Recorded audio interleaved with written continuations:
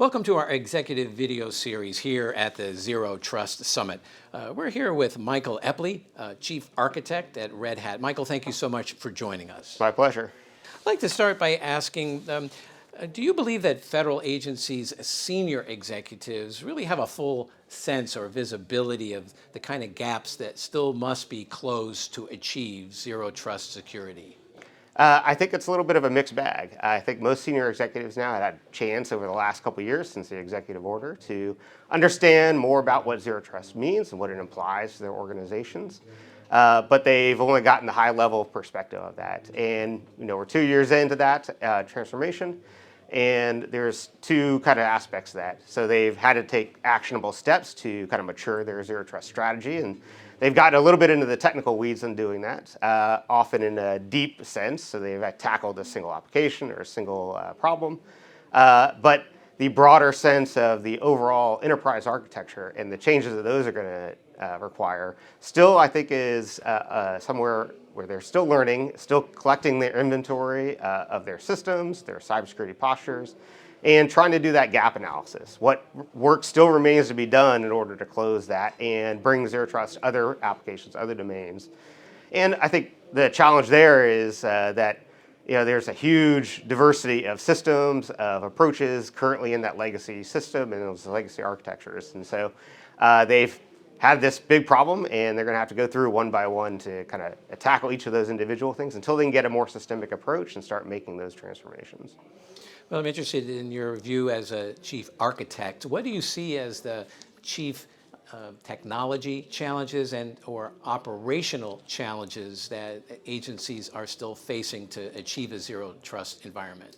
Yeah, I think there's a lot, and I'll start with the operational challenges because I sort of alluded to that with the last question there. And those operational challenges are, those legacy systems and the legacy infrastructure that are still quite ubiquitous throughout our systems, and there's a lot of things that Zero Trust is going to require of that legacy architecture in order for us to adapt it to Zero Trust models.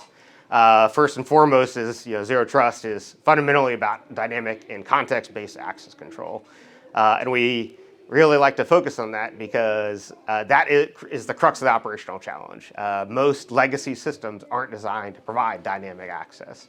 Accounts or access are provisioned maybe once, and that access remains and is persistent across sessions, across users, across roles.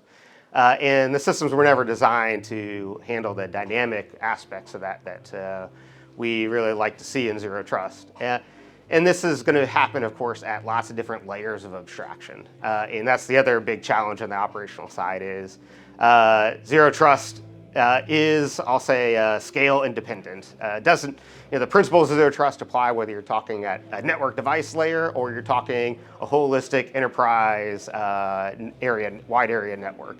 And those principles mean that you're going to have to take those and apply them at lots of different scales and lots of different types of systems and lots of different constituencies and impact levels for those changes. And that is just a huge operational complexity, which is why we've seen agencies focusing on a single stovepipe first, so they can develop the expertise and the skills in their workforces and in their architects, so they can tackle those broader enterprise problems.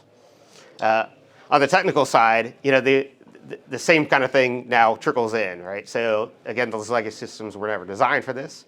So technically, we need to either deploy new systems or we need to adapt those systems using abstraction layers, automation tools, new tools that can work and add those dynamic and context-based controls over or on top of those legacy systems. Or decommission those legacy systems, which is probably a good idea anyways. We constantly talk about modernization, digital modernization. And the more we can move to systems that have Zero Trust concepts and architectures built in and with that understanding, the faster we can move to that Zero Trust model. Absolutely. Well, Michael Epley, thank you so much for joining us and sharing some of your insights here at the Zero Trust Summit. Yeah, my pleasure. Thanks.